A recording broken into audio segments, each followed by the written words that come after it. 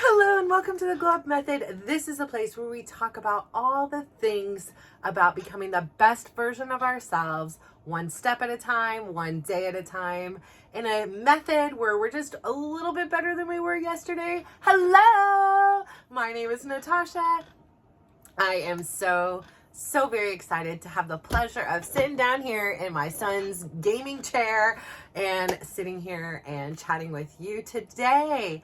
So, I swear this is definitely a journey, and I know by the time I rewatch this, I will have such a different perspective and strength. But right now, today, it was definitely one of those topsy-turvy. I had some really great highs, but I had some really reflective lows, and it's to be expected. Cliff note version, if you're first time tuning in, I am the very beginning stages of a divorce. Earlier in the year, we had both, I guess, agreed. We didn't know what we were separated. I was embracing it, whatever it was. I always had hope that we would stay together, and I would do whatever I could, and he did whatever he could, and it just wasn't enough at the end of the day. And it's just really sad. It's really sad. The timing of it is really sad. There's never a good time. But moving out on Halloween and, then having Thanksgiving and kids' birthdays and Christmas and a new year and an empty house, it's different. There's somebody missing. And some days and some moments, there's parts of me that I'm grateful, right? I'm going to be honest. We're not getting along, which is why we're getting a divorce, which is why it's probably the best thing, but it doesn't mean it's really easy. I mean, there was a lot of volatility in the home, and I don't do well with that. It is the polar opposite of, my desire, my thing. I really do want peace and balance, and who doesn't? But it's something I need it like air. And I need uplifting, and I'm not saying that there isn't moments. I come on here, many moments that I'm crying, or I'm whatever it is. I'm having this human experience, and I'm really trying to learn from my mistakes. I'm really trying to continue to grow in this journey, and not only grow and benefit from the growth, but to share that wisdom with my kids, my friends, my community, and even here on the Glow Up Method, because I've always been generous of heart. I don't want to just gatekeep the information.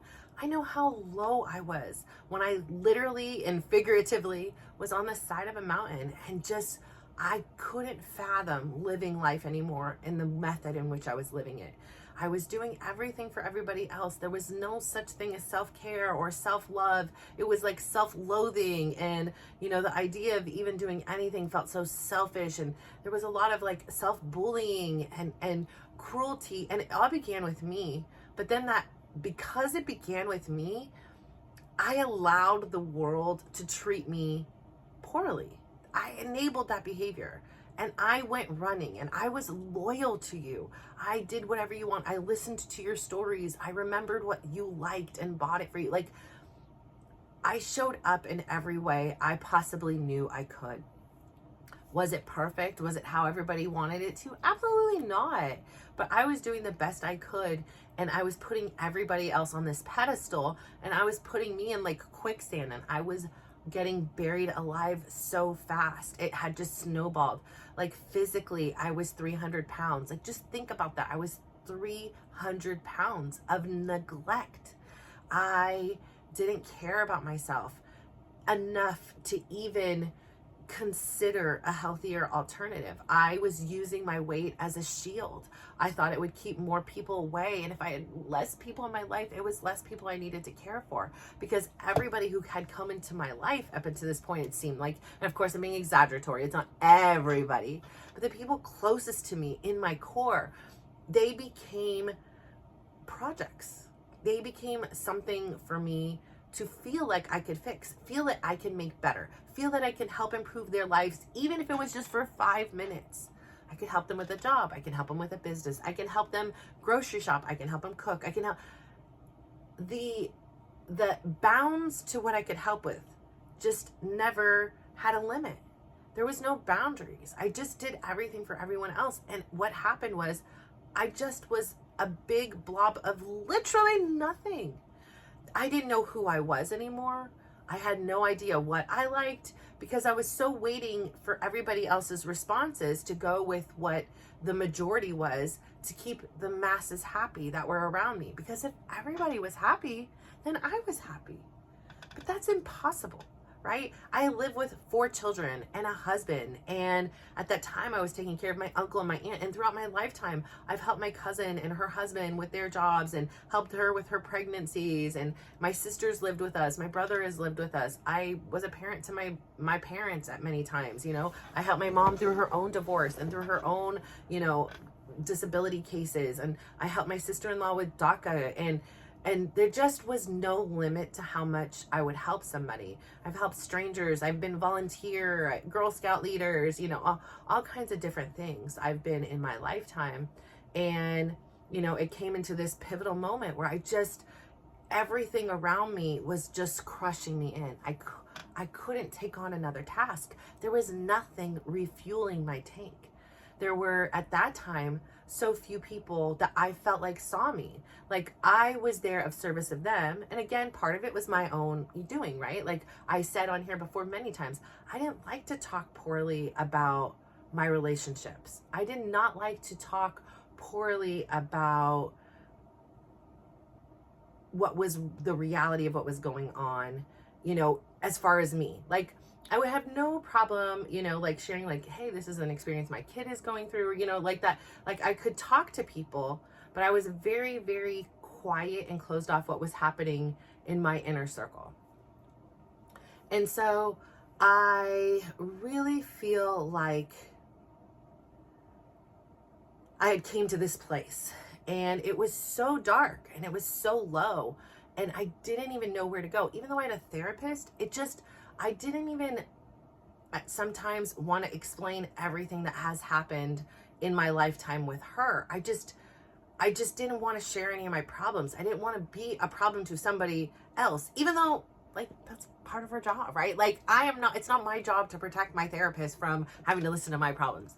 But in my mind, it was just a very like, I wanted to protect her from that. And I wanted to protect myself from talking about it and what people would think about me and what people would think about the other people that, were involved in the story. And I didn't want anybody to have this bad image or bad story. And I got to this place and I was so low, so low, so low, so low. And then I just said, you know what? I'm going to give it another shot. I'm just going to give it another shot. Like this mountain will be here forever.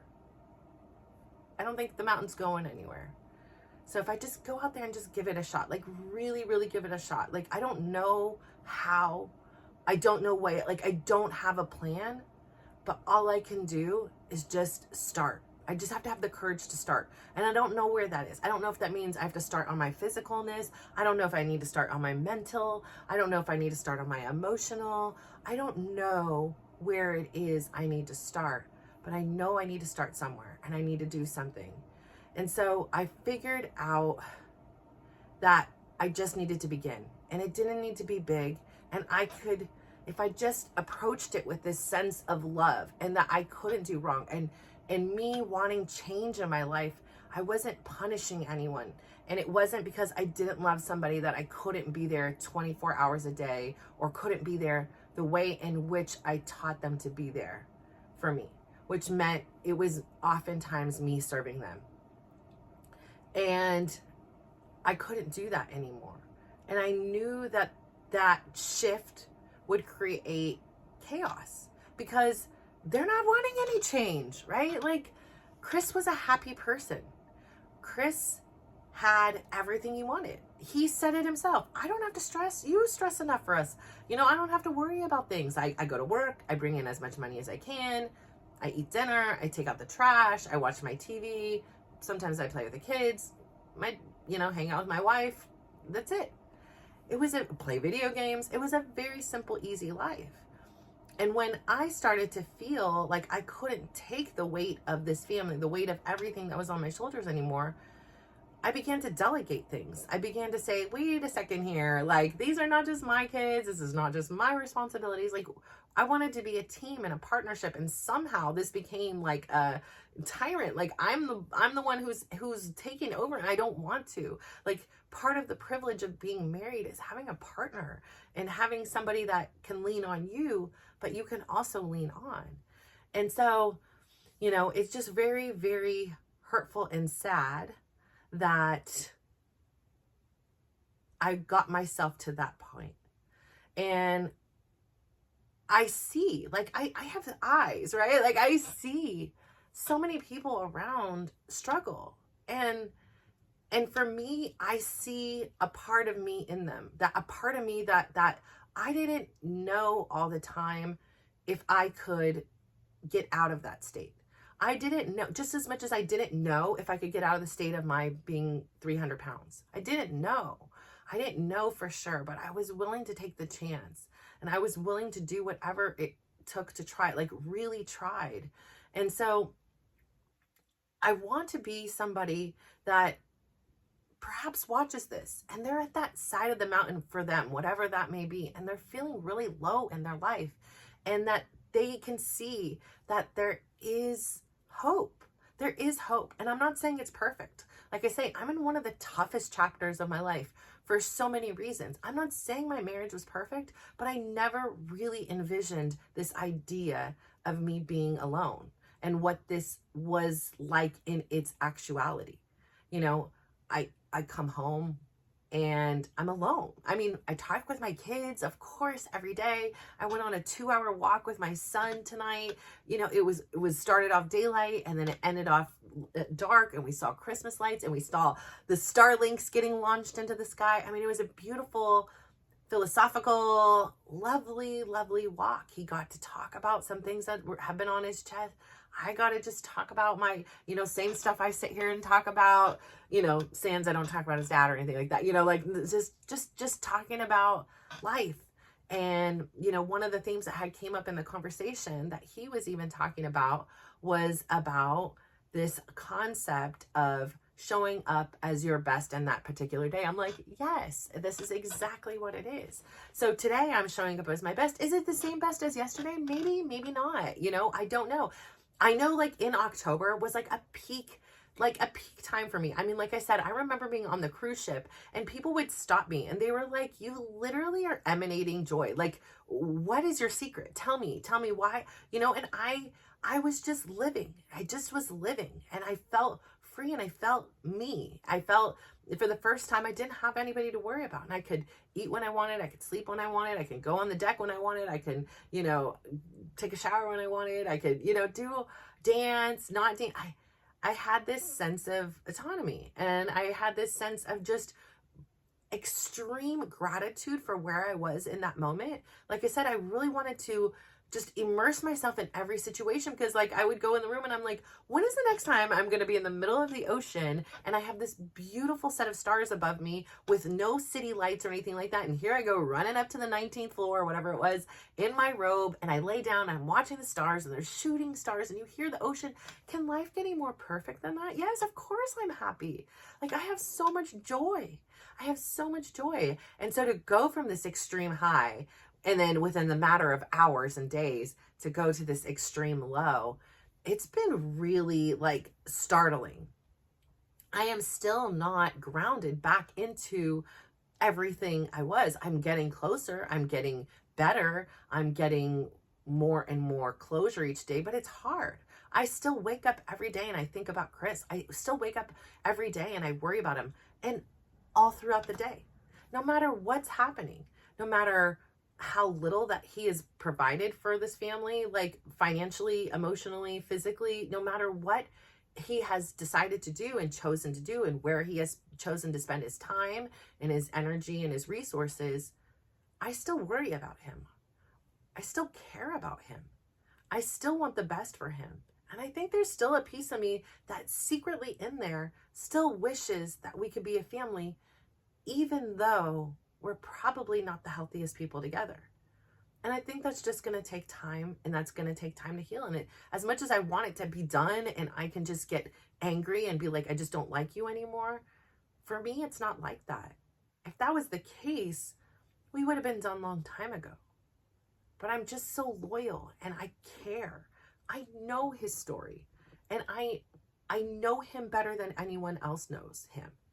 And I know at the deep root of it, I want to believe that he is a good person. Like, I want to believe that he cares about us. I can't imagine he doesn't. And I just want to believe he just does it different than I do and is showing up the best he can.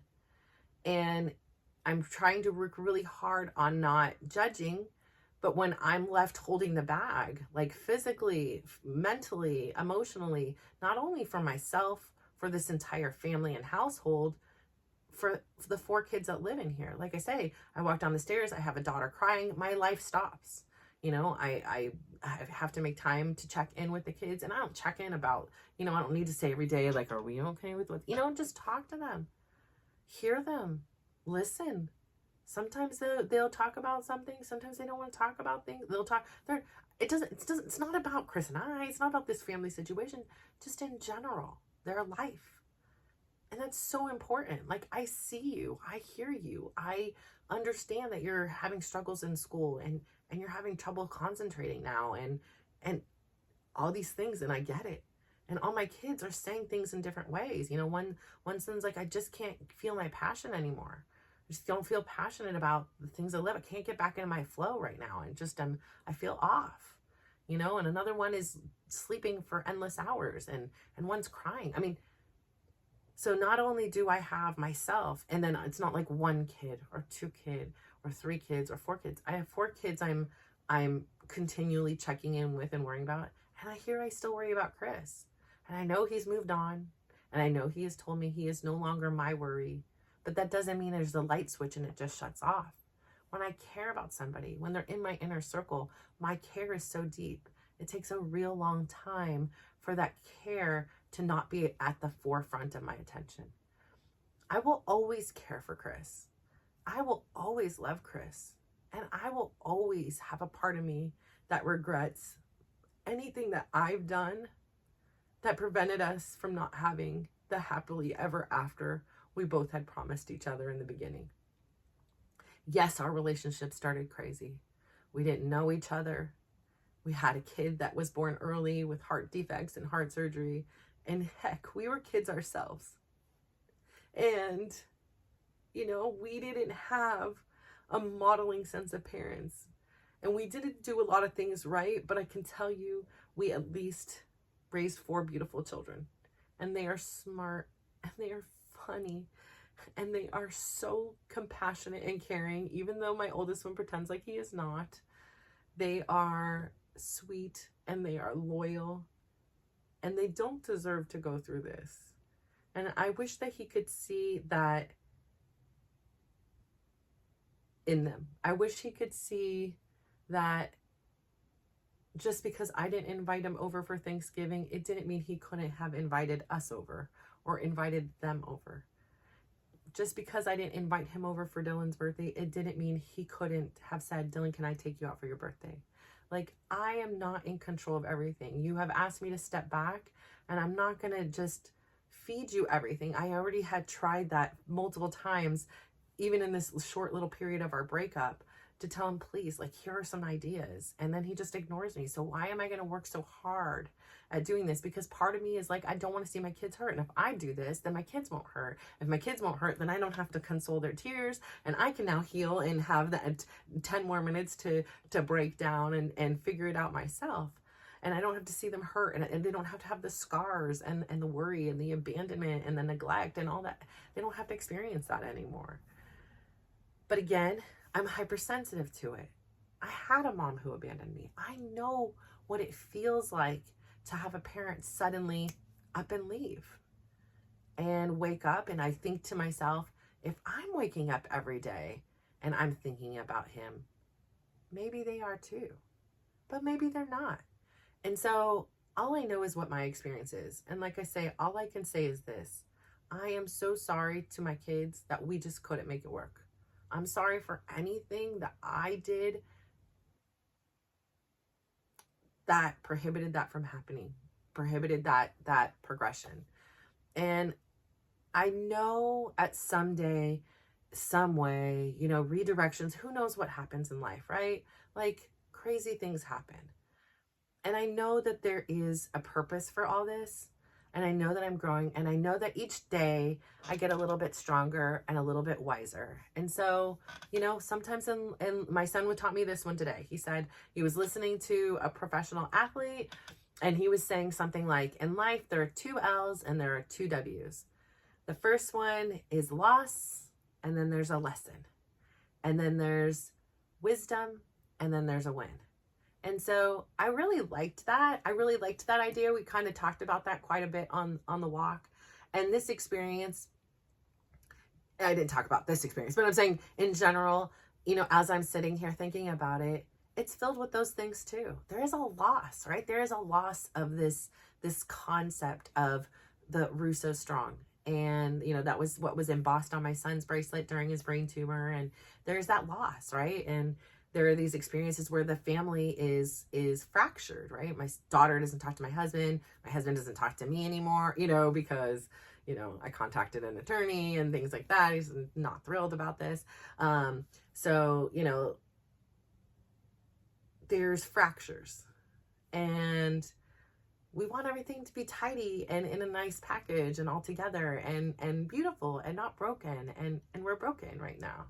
And I hope someday that we can all, come back together. Like my son had a fractured knee, right? And it was there and now it's screwed in and it has its own kind of, new experience in here. And, I hope that will be us. We'll be like his knee. Like we won't ever be exactly the way we were, but we will be a new version of us. And we might have some screws and it might hurt sometimes and a lot of times. And sometimes it feels great. And so I'm really grateful. And so again, today I really wanted to focus on the thought of where your focus goes, energy flows. This morning started out great. I had a self-care Sunday for me. I know it's all off on here, but for me in my real-time life, it's self-care Sunday. And for a long time, I hadn't been to the patisserie. I've been really really conservative with money. I'm trying to make everything work here. And, I was like, I'm going to treat myself. It's been a while. She had some really cool looking Christmas treats. And, of course that's seasonal, only comes once a year. So I have to go try it. But it felt really good to get down there. It felt really good to get up early and get out and see the decorations. And, I had to go run another errand and I had to run another errand. And then I took a stop. I drove past my old job in the building there. And I had a part-time job for like a week before COVID started. And then during COVID, for part of COVID, I had, or the pandemic or whatever, I had this part-time job. And they had this really cool office and it had like a waterfalls and all these flowers like in this atrium. And I happened to drive by. I'm like, I'm going to just see if the door is open. And the door was open. And I just sat in there for a little bit and it just felt really peaceful. Like I felt like I was a million miles away from reality. And I just kind of listened to the waterfall. I watched the tropical plants kind of sway a little bit in the wind. And I just kind of really just had a little bit, a moment of there to myself and did a lot of reflecting, a lot of thinking about the situation, of course. And again, that's this kind of roller coaster. It's angry, it's sad, it's neutral, it's happy. It's literally a topsy-turvy, mixed up situation. And so I felt like, the next thing I did was I came home and I went to a farmer's market. I hadn't been to the farmer's market in a while. Got some really delicious strawberries in the middle of winter. Who knew that they would be so yummy? I didn't, but they were delicious. And I felt like it was a great day. Like it was good. And then there were moments where, again, like the reality of the situation and what choices and which route, like I'm at the crossroads that I can, continue in one path or I can go down another. And I really struggle with it because I don't want to fight. And I say that over here all the time. And I know that's my answer because I don't want to, but then there's a part of me that just has to. And because he will not be compromising, like it's either what he says or I have to go to court. There's no negotiating, there's no consistency, there's no anything. And all I did last time was get a $600 Venmo into my account, and then a phone bill was paid that I had requested if he can pay the phone bill, which he did, and that was left at that. So again, it's this crazy kind of experience, and that's just not enough for anything when my son's soccer is $500 alone a month. And so I know that's like a struggle, right? When you're making significantly more and you have money to go to concerts and go do all these great fun and things, and over here it's like a struggle bus. I know it's not your responsibility for a lifetime to figure us, but to take care of us, but I mean, even in the interim, like something like, I don't have any income. And I'm trying to find jobs, and I'm trying to apply for loans, and I have not been successful. And so that's really weighing on me. That's like, the fact that here I am, the majority of it was considered a stay-at-home mom. And then I did behind the scenes work, but yet that isn't like translatable into a hireable person. And, it's a very humbling experience because I'm probably more qualified to do a lot of jobs, more jobs than other people, because I have such an eclectic background here. But yeah, it's definitely, and then again, because I don't have income, I can't qualify for a loan. So it's a tough and tricky situation, and I know I'll find a way out. And I was just hoping that we could get there peacefully and maintain any type of civility between us. Hold on one moment. I'll come out in a minute. I was just gonna put the box down. Okay. And then, so that's where we are right now. There you go. I get it knocking at my door. Yeah. And then like I said, tonight, I took a 2-hour walk with my son. It was so cool. Just so cool. Because we were talking about how last summer when we were walking, we saw these starlings, and I haven't seen them since. And then all of a sudden, I was like, oh my gosh. And I thought it was a shooting star with a really long tail. And no, next thing you knew, it was like the starlinks going up. And I was like, this is so cool. We were talking about the stars and the moon. And I was just like, I'm so grateful for this minute and this moment in time. And we're talking about how, my new adaptation to life and is having to embrace like where I am and my, like injury and stuff. And that's opened up like me doing things that I hadn't done in a long time, is going back to things like yoga and going back to, walking with my son, and not just this really like fast paced, gotta get it done, running and dancing and high cardio. It's kind of a little bit more balance even in my physical choices and activity. And so I really am liking the balance and the variety in there, even though that means that I'm not always in my dance class for multiple reasons, for the time, because I have to, sometimes Chris is unable to take Tyler, so he'll become my responsibility at that point, when he can't be there. I have to think about gas, and I have to conserve, so I don't always go down there. And the time is away from my kids. It's not like there's another parent here anymore. So, I have to make all these conscious decisions. So when I do get the opportunity to go dance, I do make sure to really enjoy it. Like I really embrace it. Like I don't take it for granted, just as much as when I was walking with my son, I don't take it for granted. And when I came downstairs and I got to make my son lunch, like these are not things that I have to do. Like I get to. And at the end of the day, I'm really privileged that they're here. I'm really privileged that I get this opportunity to go through this challenging time and know that I have these amazing creatures that I helped create and are just amazing people that are surrounding me. I am so grateful for that, because that would make this really tough chapter even harder. And so in that aspect, Chris is really missing out because, it's unfortunate. The situation is the way it is, but he rarely gets to see them, and that would have such a heavy toll on my heart. So for that, I feel sorry for him, and I really do hope that at some point things settle and he no longer is consuming so much of my thoughts, worries, and time, and that gets replaced with so much more positive energy that's going in the right direction. You know, when I keep thinking about him, I feel like I'm just stagnant and stuck because it's not going anywhere. He's been very clear that, you know, we're only married on paper, and that's it. So I say all that to say thank you so much for tuning in today. Remember that all of our journeys have this up and down thing, right? Like, there are times when things are great, and there's times when there's struggle, and there are times when they're just kind of blah. So what I want to say is this, is just remember, our journey is all about getting a little bit better each day and showing up as your best that particular day. And if we focus on the good, like if I sit here and focus on all the good, like I focus on that walk and the Starlinks and the conversation with my son, I feel myself glow up. I feel my energy rise. But if I sit here and I start thinking about and ruminating about some of the challenging things that I have to think about and decide on, I feel its heaviness in my heart. So when I say where your energy, where your focus goes, energy flows, that's what I mean.